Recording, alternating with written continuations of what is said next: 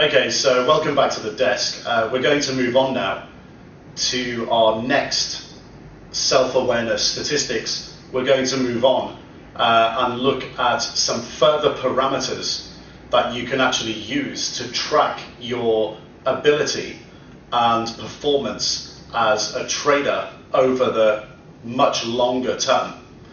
The statistics that we're going to be looking at are very actually similar to what we looked at in the Kelly criterion.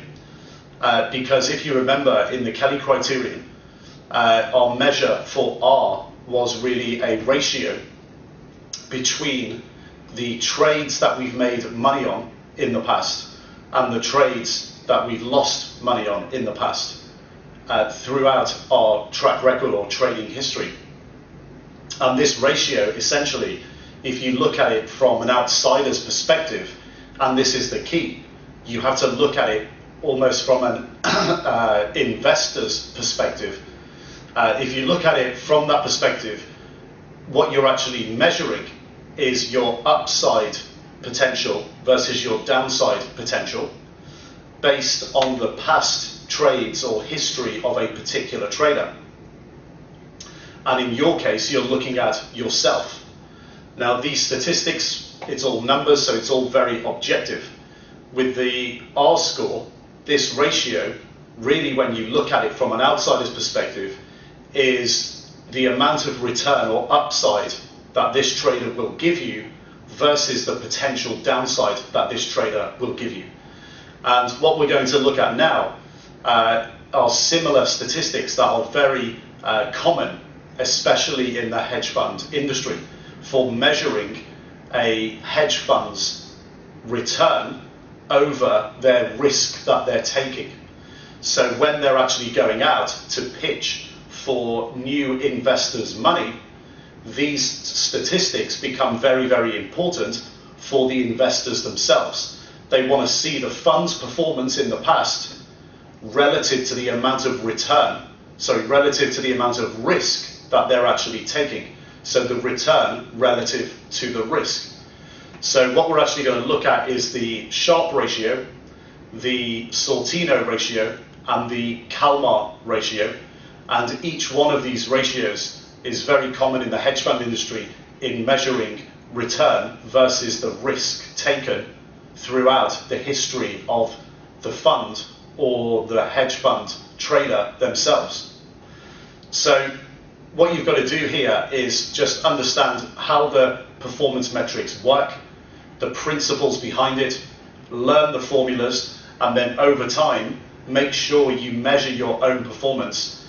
We're also going to look at what we have to actually do in terms of our calculations when we're adding money into our portfolio, into our trading account, and taking money out of our trading account.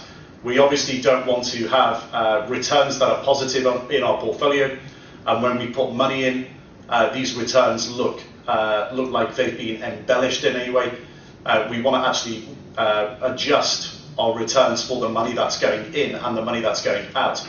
And likewise, if we're losing money and we're taking money out or even putting money in, we don't want our return statistics to actually be calculated incorrectly. So we want to always make sure that we're measuring our performance and ability as a trader accurately. Otherwise, we just don't learn anything about ourselves as traders. So let's go over to the computer screen. Chris Quill is going to take you through the formulaic process in Excel, how to calculate the Sharpe ratio, the Sortino ratio, and the Kalmar ratio. And then we'll come back here to the desk for a conclusion. So I'll see you at the end of the video and we'll do a recap. In this video, we're going to run through some various performance statistics that you can use to track performance in your portfolio. So the statistics we're going to cover are fairly simple to use and easy to calculate, and they're also used industry-wide, particularly amongst hedge funds. So essentially, we're going to be calculating some annualized portfolio returns and risk levels and coming up with several risk return evaluation statistics so that you can get a deeper understanding of how your portfolio performs over time. So part one of this video is going to run through calculating annualized returns and risk levels, and then calculating the subsequent performance calculations. And part two will go on to how you can treat inflows and outflows of capital to the portfolio and how that affects the returns calculations. So put simply, when money flows into the portfolio, we don't want that to upward bias what we see as portfolio performance, and conversely, we don't want capital outflows to have a downward bias effect. So let's move on to the first part of the video. So to get any sort of reliable indication of portfolio performance, we need to have a decent set of data behind us. So by that I mean a good number of data points to work with. So if you were to record your portfolio total margin once a week, you would need about a year's worth of data to come up with any reliable performance statistics, so 52 or so data points. Generally, you also need to run your account for about a year anyway, just to get a good idea of performance, irrelevant of what the intervals you measure that performance over, for example, weeks, or even if you go down to days and you get more data points, it's still better to look at a portfolio performance over a year-long period or more, really. And obviously, if you're looking at monthly, you'll need more data points to get reliable estimates. So I'm going to start with about a year's worth of simulated portfolio margin data, and using that, I've got that created here in Excel. So yeah, this is just some simulated data for portfolio total margin from 2013 to 2014, just a bit over a year, almost a year and a half. And we're going to use these margin numbers to calculate returns, drawdowns, average annualized returns for the portfolio, downside standard deviations, and max drawdown figures. So those numbers are going to be used to generate three major portfolio statistics, which you may have heard of before. So one is the Sharpe ratio, then we're going to look at the Sortino ratio and the Kalmar ratio. So just to go through what that all actually means.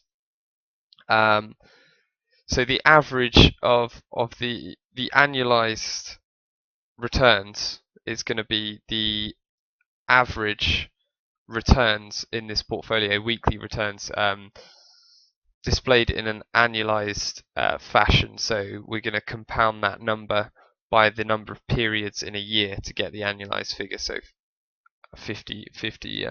roughly 50 weeks.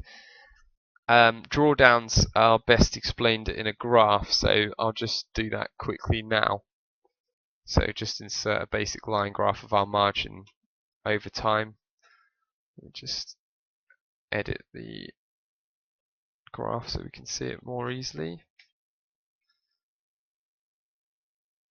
Okay, so this is the portfolio margin over time, basically portfolio performance over time. Drawdowns are just any period where we have a negative return, and then the maximum drawdown is the maximum uninterrupted consecutive drawdowns that we have in terms of a complete loss. So not the number of periods that we have that are negative, but the actual negative return generated by those consecutive uninterrupted negative periods. So for example, just eyeballing this chart, so from here, so the value of the portfolio is at 15,904 on the 31st of March 2014. Then it goes down to the next data point in April, and then again, so 7th of April, then 14th of April. They're all negative months, so that is one whole drawdown there. Like, that's one of the areas of the chart or the time series that we'll be looking at when we consider a maximum drawdown. So look, again, a good example up here. This isn't from here to here isn't actually the maximum drawdown because it's interrupted with a period of gain. So that's probably the easiest way of looking at it. So you should be familiar with standard deviations. The downside standard deviation is just calculated from only the set of returns in the portfolio that are negative. So the reason that we might look at that, and that's interesting to us, is that you can argue that since from a risk point of view you're chiefly concerned with volatility on the downside and not upside, so you're not bothered about limiting volatility when it means it's a profit to you, it's only when it's loss, then it sort of makes sense as a better measure of risk to measure the downside standard deviation. So we'll run through the Sharpe, Sortino and Calmar ratios in more detail later in the video, but put simply, the Sharpe ratio is a risk return measure using annualized returns versus annualized standard deviation.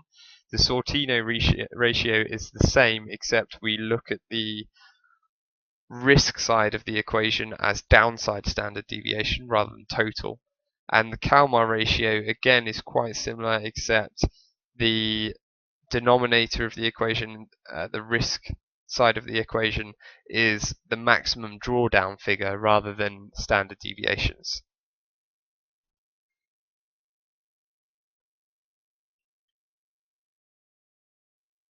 Before we get on to calculating the performance statistics directly, there's a bit more data and inputs that we need to build out, and I'm also going to run through how the rest of the spreadsheet is going to work, just by creating a bunch of sort of column titles and stuff to guide us through the video. So we're going to start by calculating some returns in column C, and then in column D we're going to just extract the negative returns from column C. And then in column E, we're going to calculate drawdown figures over time. Then we're going to calculate from those some more direct inputs into our performance statistics. So we'll need the annualized standard deviation, and the same, but the annualized downside standard deviation.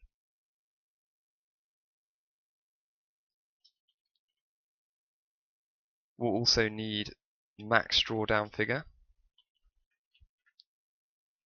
an annualized return figure, and also a risk-free rate. So as we go through the video, I'll explain each of these in turn and why it's necessary. So finally, using these inputs here, we'll calculate the Sharpe ratio, the Sortino ratio, and the Calmar ratio. So let's start with column C, returns. We just use the standard returns formula that we've used throughout the video series.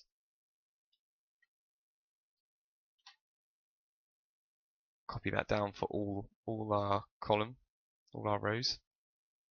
And then to extract just the negative returns within column C, we'll use an if formula. So equals if, the logical test is if the cell in column C is less than 0, i.e. negative, then we want to return that value, and if not, leave the cell blank. Those two speech marks mean leave the cell blank. Copy that down. From there, we can start thinking about calculating our drawdown numbers. So remember that a drawdown is the negative return over consecutive negative periods. So for each negative return that's on its own, that will be quite simply the drawdown figure.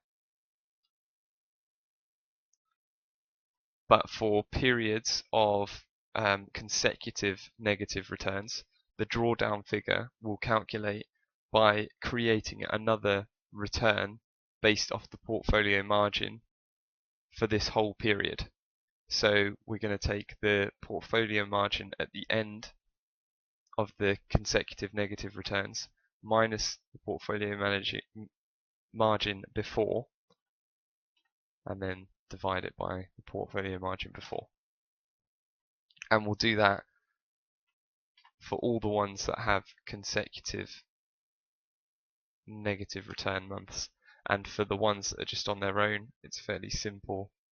You just calculate it by extracting the negative return for that period. I'm just saving some time here by copying the formulas down and editing them where necessary.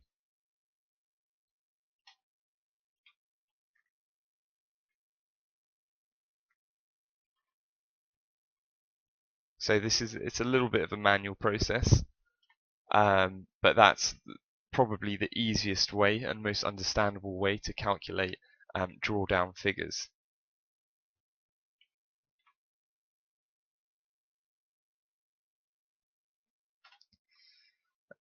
And we can format all those cells to display themselves as a percentage.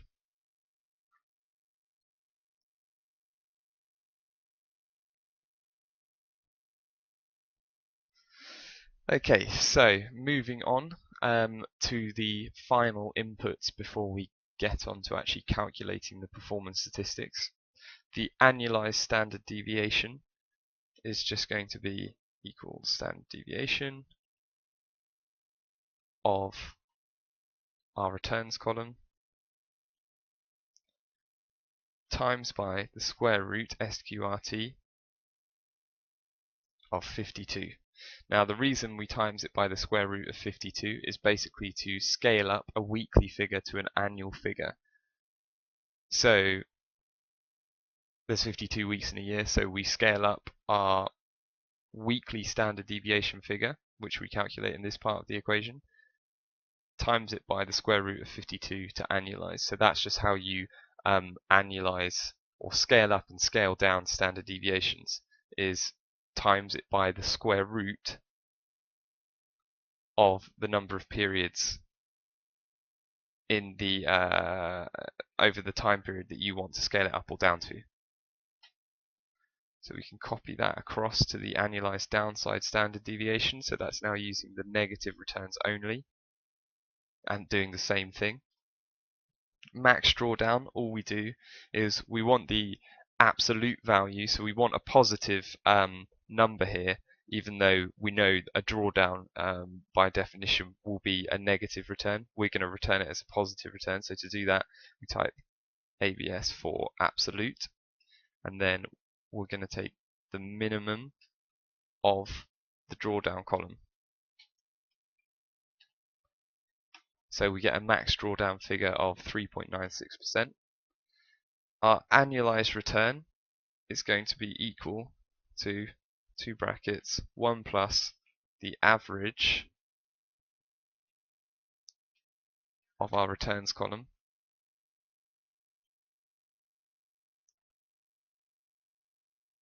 to the power of 52 to scale it up to an annualized figure, and then minus 1. And if we change that to a percentage, that's our annualized return figure.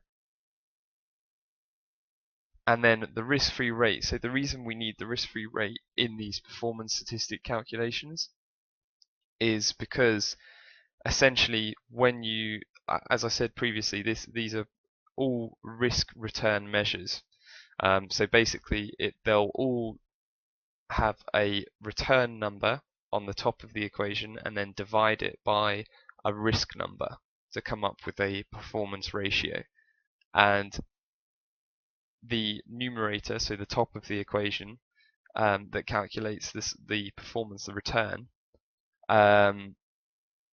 is then adjusted by the risk-free rate so that we only reward ourselves within the ratio for returns that are above a risk-free rate of return.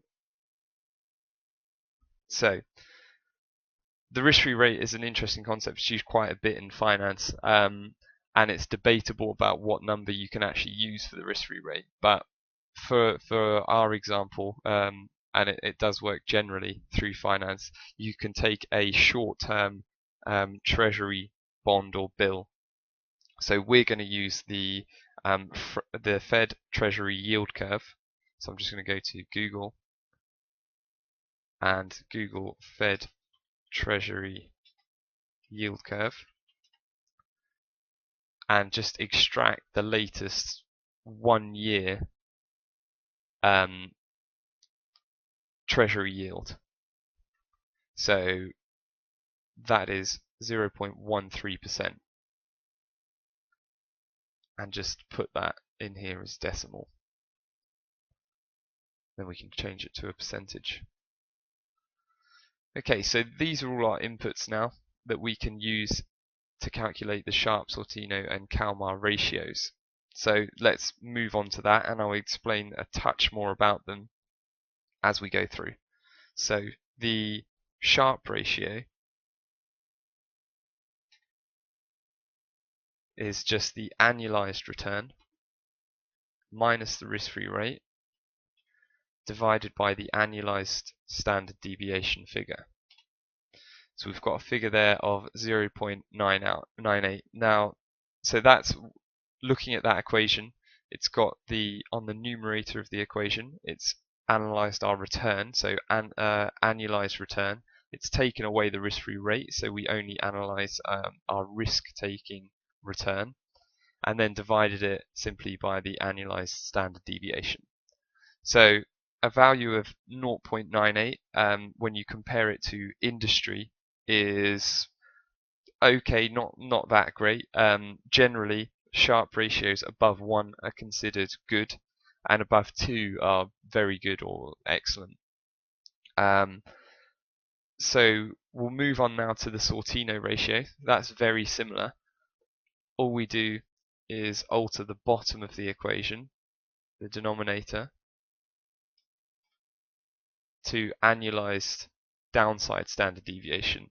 So again, we've got returns on the top, risk on the bottom, and we create a performance ratio out of that.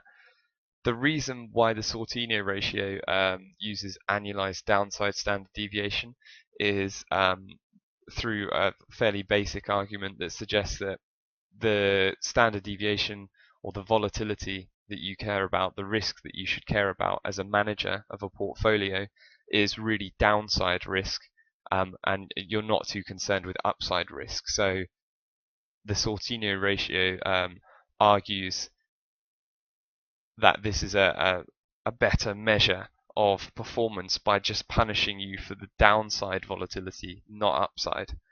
And naturally, this tends to run a bit higher than the Sharpe ratio. So good Sortino ratios might be 2 or 3 and above, essentially. Moving on to the Kalmar ratio. So this is our only performance statistic that we're looking at that doesn't use annualized standard deviations as the risk measure in the equation. Instead, we're going to use the max drawdown figure. And the Kalmar ratio doesn't actually take into account the risk-free rate either, so it's quite simply the annualized return divided by the maximum drawdown figure. And really, the Kalmar ratio is more appropriate to use over a longer time period than what we've got here. So here we're looking at about 1.5 years or so. Industry standard really is to look at the Kalmar ratio over a period of at least 3 years. Just purely on the basis that you could easily not have a large drawdown within 1 year or so, but within 3 years, just historical performance of markets and so on suggests that you're more likely to have a drawdown figure, and this ratio becomes more appropriate at that stage. So this portfolio has a Kalmar ratio of 2.56. Anything above 2 is considered good. Well, probably 1 to 2 is considered quite good. Above 2 is very good, and then if you get anything above 5, that's excellent performance over the period that you're looking at. So now you've got some performance ratios to essentially quantify how well you're doing with your portfolio over time. And these sort of ratios are worth updating, say every quarter or so, just so you can track your performance going forward. So that in itself should help you improve portfolio performance going forward. Another possibility to think about is that you could calculate, I've just realized that I've put Sharpe, not spelled Sharpe correctly there, Sharpe ratio. Another possibility is that you use these performance ratios going forward for different segments of your portfolio, so you can start dividing up your portfolio and seeing which aspects perform best. By that I mean a standard portfolio management approach, shorter term trading approach, or you could break it up by asset class and so on, so you can dissect your portfolio performance and then add value to the parts of the portfolio that do best and reduce those that don't do as well. So as I went through earlier in the video, we're now going to spend part 2 of this tutorial on looking at how you record inflows and outflows of capital, and how that can affect portfolio performance if you don't account for it correctly. So we don't want inflows of capital to upwardly skew our portfolio performance, and vice versa for outflows of capital. So to go through a couple of examples, I'm just going to take the last 5 periods of data and copy that as values into sheet 2. And in the first scenario, the easier scenario, is that the inflow, we're going to look at an inflow of capital that takes place on the day that we record our weekly portfolio margin anyway. So on the 25th of August 2014 here, we're going to say that we inject some capital into the portfolio. But as far as recording the performance goes, so the returns of the portfolio, what we're going to do is on the 25th, we're going to record the total portfolio margin before the capital inflow. So I'm going to make up a number here, 17,200, and record the returns value for that week as standard. Now the following week, we're going to have another certain amount of money in the portfolio margin, plus or minus performance as well. So let's use an example of injecting 5,000 into the portfolio. So, and we'll add a bit of performance, so we'll make it 5,100 on this number here. So just to make it easy, so the portfolio margin on the 1st of September is 22,300.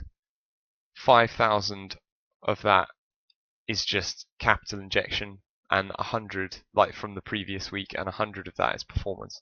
So to record the actual returns, what we do is basically use the same sort of returns formula. So we'll use the current margin minus the previous margin, but in this scenario we're going to put the previous margin plus 5,000 because we injected capital on that day in the week, and then divide it by the previous value plus 5,000, and that gives us the correct portfolio return figure that isn't upwardly biased like it would be if you just didn't add 5,000 into that equation. So that's quite an easy example to think about when you add capital on the day of reporting, if you like, during your weekly reporting period. So that example is quite simple because we have capital inflow on the reporting day of the week. Let's go through an example now of where we have capital inflow during the week, so between reporting days. So instead of the capital being inputs into the portfolio on the 25th of August here, we're going to say that actually midweek on the 28th is when there was a capital injection. So all we do there is first of all apply similar principles to above. So on the 28th we record our margin value before the capital inflow, say 17,300, and work out the return for that period. So that's half a week, the first half of the week. But to record the weekly performance value, which we put on this row, so what could be easier as well when you record this is if you can expand and collapse this row, because it's not your reporting day of the week. So you can do that by highlighting the row there, like I've got row 15, and then holding Shift Alt and right, and then that will add this little expand and collapse icon here. So to work out the returns for the next week, you record your portfolio value for that week. So let's call it 22,400, and the return formula changes slightly because you need to take account for the two halves of the week, their returns sort of separately. So, or compounding each other really is the best way to put it. So to work out the return, we do equals 1 plus the return for the first half of the week times by 1 plus the return for the second half of the week, and then all of that minus 1. So the second half of the week has returns of 22,400 minus 17,300, but remember we need to add the capital injection, so it's minus 17,300 plus 5,000 divided by 17,300 plus 5,000. So you need to make sure that you've got these brackets displayed correctly as well, and then close the whole equation with another bracket and minus 1, and that should give you a return for the period from the 25th of August to the 1st of September, i.e. the standard weekly reporting period that you want to record, by taking account of the returns midweek and then midweek to end week and compounding them. So we get a return of 1.03%, and then all you do then is just close that, and those are your returns. So the only issue then that you might run into is when you use these columns to do your performance statistics, you don't really want to include this in your portfolio statistics. So you could just basically shift those across. So select 5 cells in a row, right click, insert, shift cells to the right, and do it that way. And it won't destroy it won't upset the formulas here, because they'll automatically adjust based on those movements. So but you won't include the return statistics in your portfolio performance numbers, because it's now not in column C, D or E, or whatever columns you end up using. So hopefully that's added some clarity about how to not skew your portfolio returns, your performance statistics, and make sure you record your margin numbers and returns correctly. In terms of outflows of capital, you just do exactly the same methods that we've discussed, but you just minus the flows rather than adding them, because it's an outflow, but you do exactly the same method. Okay, so welcome back to the desk. What you saw there from Chris were three very important metrics: the Sharpe, Sortino and Kalmar ratio that are really widely used in the hedge fund industry to track and assess the abilities of a fund or a particular trader. And as mentioned previously, these statistics, they're all about the return over the risk and assessing from an investor's point of view, what upside do they get versus the potential downside. And there's different stats, they're worked out differently, but they're all essentially put into that basket. That's what we're looking for as investors into traders. And I can say that very comfortably that these statistics are important because I personally invest in quite a lot of traders. So it's calculating the return of a trader over time, over the risk, very similar to Kelly in terms of the R-score. And you should always look at this from an investor's perspective. What do investors want to see? They want to see a trader who over time gives them potential upside that's greater than their potential downside, regardless of which measurement you use. And if all of them are used, fantastic. So if your ratio is above 1, that's good, that's a good start. If you're tending towards 1.5, 2, that is excellent. If you're above 2, you're killing it. So that's exactly how you need to look at it. Over time, you need to think as a trader, this is what I want to achieve. Because from those metrics, if you do start achieving this over time with real money, people are going to start to get very, very interested in you in terms of investing money into your trading account, or inviting you on power of attorney to trade their money in their trading account, whether that's on an individual or corporate basis, or interested in taking an investment with you to go and set up a fund. So the investor is always concerned about the risk-adjusted returns, or calculating potential upside versus potential downside, not necessarily just how much money you made. So this is what you have to be doing as a retail trader. Get out of this mentality of, for example, going right back to the video series of having a trading account and trading a certain amount of money and just trying to go for quick, big returns that are taking excessive risk. You know, no investor is ever going to give you money if you pursue that route.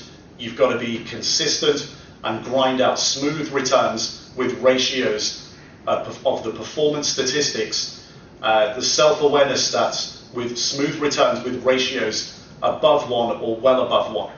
And the numbers are objective, they never lie. So it tells an investor everything they need to know. Now, because you don't have a boss and these statistics are objective, this means you can actually look and step outside yourself, look at yourself as a trader from an investor's perspective, and assess your own performance and abilities and strengths and weaknesses over time. Now, obviously, these things take time. The next thing you've got to do, you know, we're now coming towards the end of the video series here. All we've got to do now is prepare for the exam. What you've got to do is start really the hard work, which is actually turning what you've learned right here in this video series into real money. You've got to turn it into profit. And the only way you're going to do that is to actually trade with real money. And a trader's career or trader's development occurs in 3 well-defined steps, whether you do it through the institute or you do it outside. It really doesn't matter. You've got 3 very simple defined steps. If your objective is to go into the industry, you've got to get the foundation, the educational foundation, which you've received to this point. Take the exam, and then you've got to move on to the next stage, which is implementation, doing it with real money. No demo accounts. It doesn't count. It doesn't mean anything. You have to do this with real money and do it with a decent number in your trading account. The minimum at the institute is £10,000 deposited on margin, or around 15,000 US dollars. prove that you can do it to yourself and prove that you can do it to other people. And if your objective is a career in the industry, you move on to the next step, which is profession. And profession is based on your track record. So 3 very well-defined steps. If your objective is to simply make money using your own money, then that's totally fine. You can do that inside the institute or outside the institute.